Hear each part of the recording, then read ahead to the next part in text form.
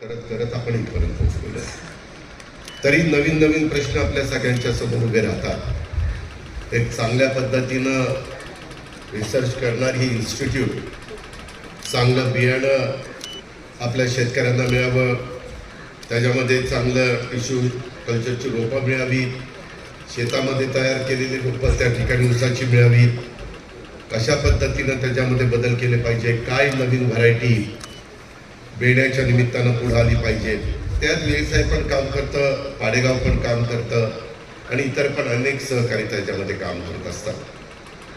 हे सगळं काम होत असताना आज वसंतदादा शुगर इन्स्टिट्यूटनी फक्त इथल्याच भागातल्या लोकांना बेणं उपलब्ध होऊ नये तर त्याकरता मराठवाडा असेल, विदर्भ असेल, अशा वेगवेगळ्या भागामध्ये जमीन घेऊन तिथं पण काय आपल्याला सर्व्हिस देता येईल अशा प्रकारचा प्रयत्न आदरणीय पवारसाहेबांच्या नेतृत्वाखाली त्या ठिकाणी चाललेला आहे. सगळेजण अतिशय मनापासून तिथं साथ देण्याचं काम करतात. आज मला आपल्याला सगळ्यांना सांगायचं आहे की आम्ही लोक आत्ता 5 वर्षाच्या करता सरकारमध्ये आलेलो आहे. देवेंद्रजी फडणवीस असतील, एकनाथराव शिंदे असतील, मी असेल किंवा बाकीचे सगळे आमच्या मंत्रिमंडळातले काम करणारे सहकारी असतील.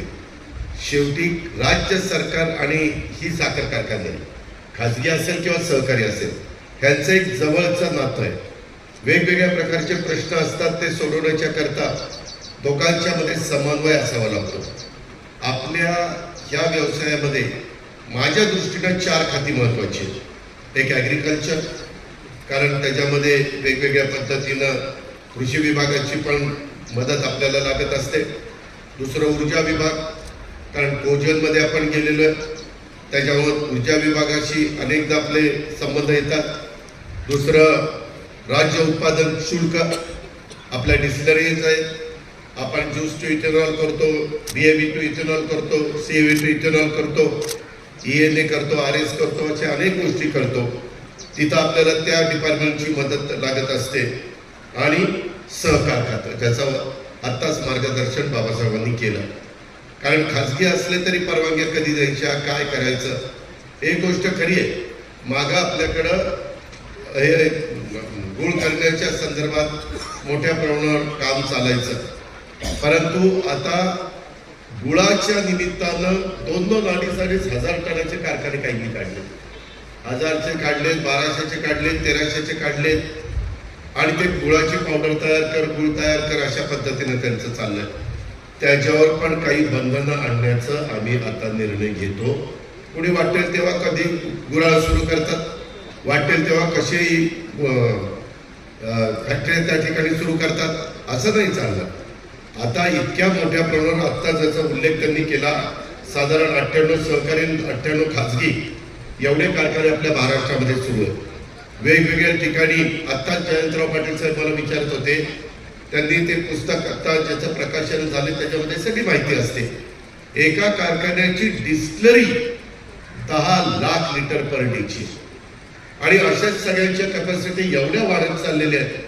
त्या मानाने ऊसाचं क्षेत्र वाढत नाही. आपल्याला आहे त्याच्यामध्ये जास्त रिकव्हरी देणारा ऊस, जास्त टनेज कसं आपल्याला त्या ठिकाणी मिळू शकेल त्याच्या संदर्भामध्ये आर्टिफिशियल इंटेलिजन्स, ज्याला AI म्हणून आपण ओळखतो, आत्ताच कृषी 2025 बारामतीमध्ये भरलेलं होतं.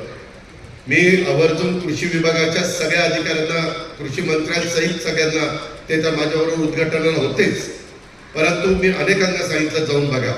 अनेक साखर कारखान्याच्या केन डेव्हलपमेंट ऑफिसर, ॲग्रिकल्चर ऑफिसर, ओव्हरशेअर यांना सांगितलं जाऊन बघा. चेअरमन लोकांना विनंती केली की काय तिथं उभं राहिलंय आणि काय लाईन तुम्ही पाहिलंय. आज नेहमीच्या पद्धतीच्या मध्ये बदल तुम्हाला मला केल्याशिवाय गत्यंतर नाही. तो बदल करत असताना राज्य सरकारच्या हे 3-4 डिपार्टमेंट, ॲग्रिकल्चर, ॲग्रिकल्चर, तुमचं एक्साईज, नंतर एनर्जी आणि त्याच्यानंतर सहकार, त्याच्यामध्ये काही तुम्हाला मदत पाहिजे का? आता साखर कारखाना संघाचे चेअरमन आहेत, बाकीचे पण मान्यवर आहेत. ठीक आहे, वेगवेगळ्या पद्धतीनं राजकीय वेगवेगळी विचार मतं असू शकतात, परंतु एकदा ह्या सगळ्या गोष्टी संपल्यानंतर एक व्यवसाय म्हणून उद्याच्या काळामध्ये ह्या सगळ्या गोष्टी कशा आपल्याला फुलं देता येतील, ड्रिप करता काय करता येईल तिथं पण अलीकडे त्या कृषीमध्ये नवीन ड्रिपची पद्धत आलेली होती. अलीकडे ड्रिप चोरणं बिणं काही प्रकार होतात, त्याच्यामध्ये ते होऊ शकत नाही. सोलरच्या संदर्भामध्ये आम्ही प्रोत्साहन दिलेलं आहे. काही गोष्टीमध्ये आपल्याला टप्प्याटप्प्याने हार्वेस्टरवर जावं लागणार आहे, कारण कधी ना कधी तो वर्ग देखील म्हणतो की किती वर्ष आम्ही पिढ्यानपिढ्या तुमच्या ऊस तोडायला यायचं. त्याच्यामुळं जसं मांजरा कारखान्याने 100% हार्वेस्टरवर, माझ्या ठोबरे 100% ना, 100% हार्वेस्टरवर ते गेले. मांजराला जर जमतं तर बाकीच्यांना का नाही. आणि त्यामध्ये मी गडकरी साहेबांची पण मदत घेईल. राज्य सरकारमध्ये सुदैवाने माझ्याकडेच अर्थ विभाग असल्यामुळं अजून काही तिथं आपल्याला हार्वेस्टरला पारदर्शकपणे कसं आपल्याला तिथं मदत करता येईल, त्याच्यामध्ये लॉटरी काढून किंवा काय काढून मी त्याचा विचार करतोय. त्याहीमध्ये आम्ही पुढे जाण्याचा प्रयत्न करतोय. एक्साईजच्या बद्दल मी आत्ताच ठोंबऱ्यांना सांगितलं की बाबा तुम्हाला जे जे काही प्रश्न उपस्थित होत आहेत त्याची मला यादी द्या. आता बघा, आपण सगळेजण इन हाऊस वीज वापरतो. मधल्या काळामध्ये तुम्हाला 4.5 रुपये विजेला दर मिळत होता. पूर्वी 6 रुपये मिळत होता, पण ते 12 का 13 वर्ष संपल्यानंतर नवीन दर तसे आले.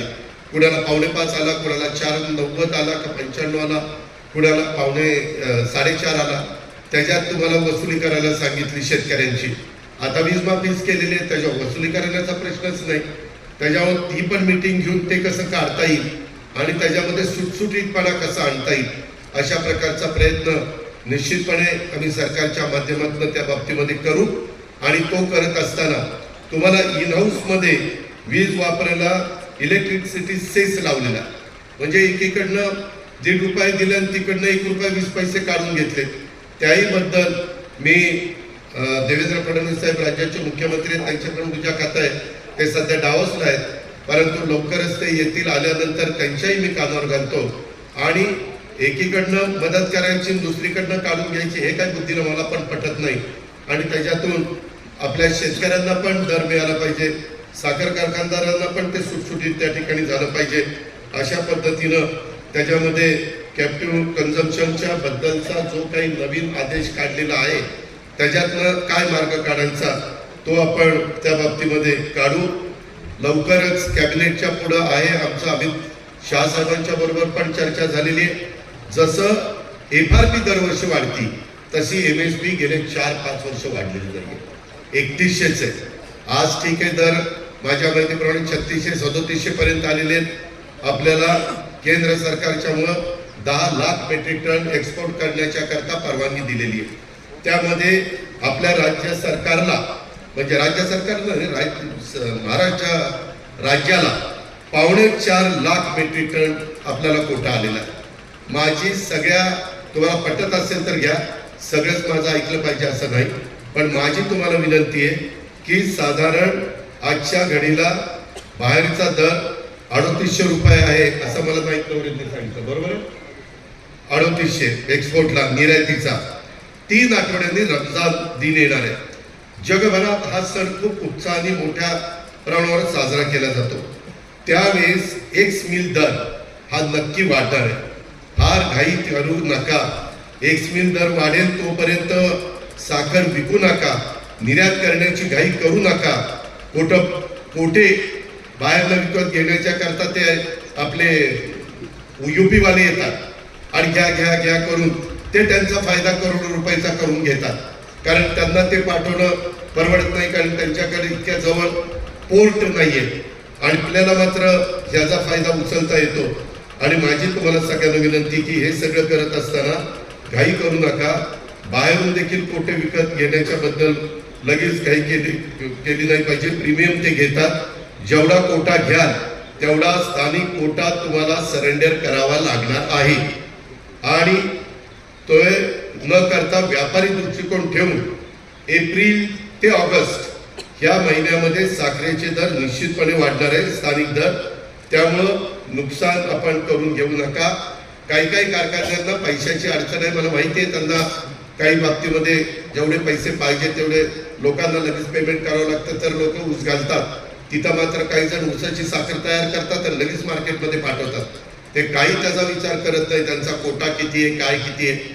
माझी आपल्याला विनंती आहे की थोडंसं शिस्तीचं पालन सर्वांनीच त्या बाबतीमध्ये करावं आणि त्याच्यातून ह्या व्यवसायामध्ये काही काही जण जरा चुकीच्या गोष्टी करून त्याचा त्रास इतरांना होतो. कारण साखरेचे दर बरे असले आणि एखाद्याला पैसे ताबडतोब पाहिजे असेल तर तो इतका कोटा विकतो आणि तोच दर राहतो, मग बाकीच्यांचे दर कोसळतात. असंही होऊन देऊ नका. याकरता देखील आपल्याला प्रयत्न करावा लागेल. इथून पुढे आर्टिफिशियल इंटेलिजन्समध्ये आपल्याला जावंच लागेल, त्याच्याशिवाय आपल्याला गत्यंतर नाही. ह्या सगळ्याच्या बाबतीमध्ये जिथं कुठं राज्य सरकारची मदत लागेल तिथं तुम्ही हक्कानी या, हक्कानी त्या अडीअडचणी मांडा. तुमच्याकडनं कुठल्या चुका होऊन देऊ नका. एक्साईज माझ्याकडे नाहीतर कुठंतरी काहीतरी मळीचं करून ठेवाल, कशाचं काहीतरी करून ठेवाल आणि दादा आता आम्हाला वाचवा, त्याच्याकरता मी बसवलेलो नाही. तुम्ही चुका करू नका. मी याच्यामध्ये एक्साईजचे लोक तुम्हाला त्रास देत असतील तर त्यांची पण मीटिंग घेऊन त्यांना ज्या काही सूचना द्यायच्या त्या देण्याच्या करता मी त्याच्यामध्ये प्रयत्न करेन. एकंदरीतच यंदाच्या वर्षी टनेज पण घटलेलं आहे. ऊसाचं मला तर वाटतं काही काही कारखाने लवकरच जानेवारी एंडलाच काही बंद होतील, काही फेब्रुवारीमध्ये बंद होतील, अशा प्रकारची एकंदरीत परिस्थिती आहे.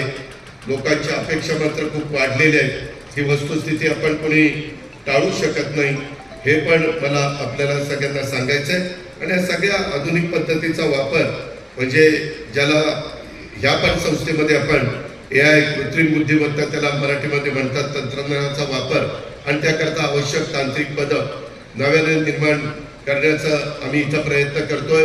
कृषी विभागाकडनं देखील मी उद्याच कृषी सचिव रस्तोगी आणि काही लोकांना कृषी 2025 जे तिथं आजही शेतामध्ये दिसतंय ते दाखवण्याच्या करता नलवड्यांना सांगितलेले ते बघतील आणि त्याच्यामध्ये काही आपल्या भागातल्या वेगवेगळ्या शेतकऱ्यांना देता येईल ते पण, किंवा ड्रोनचा आता वापर मोठ्या प्रमाणावर आपण करतोय. ह्या सगळ्याचा विचार करून मी थोडेसे जुने जे काही आपण वेगवेगळे साहित्य कृषीला द्यायचो ते न देता अत्याधुनिक कुठल्या गोष्टी देणं गरजेचं आहे, कुठल्या मशीन कुठले ड्रोन देणं गरजेचं आहे ते देण्याच्या करता मी कालच कृषीचा आढावा घेतला. माणिकराव कोकाटे होते, बाकीचे सगळे होते आणि त्याचे सचिव लोक पण होते. ह्या पद्धतीनं आपण पुढे जाऊ. मी आज पण मगाशी नियामक मंडळाच्या मीटिंगमध्ये सांगितलेलं आहे हे 4 विभाग मी घेतले, सहकार, ऊर्जा, तुमचं कृषी आणि आपला एक्साईज, ह्या सगळ्याच्या असणाऱ्या प्रश्नाच्या संदर्भात टोंबऱ्यांना मी ते प्रश्न काढायला सांगितलेले आहेत आणि कुठले कुठले टप्प्याटप्प्याने आपण करू मार्गी लावू ते करू. मागच्या वेळेस पुरती 6 रुपयापर्यंतची सबसिडी होती, ज्यांना 4.5 होता त्यांना 1.5 रुपया, ती 1 वर्षाकरताच केलेली होती. ही गोष्ट खरी आहे, परंतु यावेळेस मुख्यमंत्री उपमुख्यमंत्री आणि सगळ्या सहकाऱ्यांशी बोलून ती पुढेही कशी कंटिन्यू ठेवता येईल याबद्दल पण माझ्यापर्यंत पूर्णपणे सहकार्य केलं जाईल. आणि त्याच्यातनं त्यांनी खूप अडचणी त्याच्यात निर्माण केल्या. खताळ नेहमी मला सांगत असतात की तुमचे विजेचा टर्बाईन कितीचा आहे, मग तुम्ही किती मेगावॉट वीज तयार करता 18, मग तुम्हाला किती लागतील 6, मग 12 मध्ये तुम्ही जरा कमी जास्त केलं की तुम्हाला काहीतरी पेनल्टी लावलेली. ते जर डोक्याला आता मशीन आहे, उद्या कुठेतरी लोड आला आणि ते बंद पडलं टर्बाईन, ते पुन्हा चालू करायला काही वेळ जातोय, मग ते ऊर्जाचा पण दोष आहे. असे काही प्रश्न आहेत जे मला पण अनुभवातून लक्षात आलेले आहेत. असं तुम्ही आम्ही सगळे मिळून VSI तर आपल्या पाठीशी आहेच, परंतु ह्या पद्धतीनं पुढे जाऊया. आम्ही केंद्र सरकारला पण विनंती केलेली आहे की तुम्ही हे B2 ethanol, juice to ethanol ह्याचे दर वाढवा. तो विषय कॅबिनेटच्या पुढे आहे. त्याच्यामध्ये निश्चितपणे नजीकच्या काळामध्ये दर वाढलेले आपल्याला सगळ्यांना पाहायला मिळतील. आम्ही ह्याही पद्धतीनं मागे लागलोय. मध्ये आमची पंतप्रधानांची पण एक मीटिंग होती सगळ्या आमदारांची, त्यावेळेस आम्ही पंतप्रधानांना पण सांगितलेलं आहे की MSP ही वाढवावी लागेल. तर त्यांच्याही कानावर घातलंय, आपल्या अमित भाईंच्या पण कानावर घातलंय. थोडासा काही कारणांनी विलंब लागतोय, पण तो पण MSP वाढवण्याच्या दृष्टिकोनातनं जे केंद्राशी पण संबंधित असणारे प्रश्न असतील ते एक या नात्याने राज्य सरकारच्या पुढाकारातनं काम हे बाबासाहेब पाटील, आमचे देवेंद्रजी, एकनाथराव, मी आणि बाकीचे सगळे आमचे माणिकराव कोकाटे जे कोणी ह्या व्यवसायाशी संबंधित असतील त्या सगळ्यांना घेऊन त्याचा पाठपुरावा करून ते मार्गी लावण्याचं काम केलं जाईल. आजच्या ह्या गेल्या वर्षभराच्या काळामध्ये ज्यांनी चांगली कारखानदारी चालवली, चांगली शिस्त ठेवली, काही वेगवेगळ्या प्रकारची आपली बक्षिसं असतात, इंडिव्हिज्युअल पण आहेत, शेतकऱ्यांना पण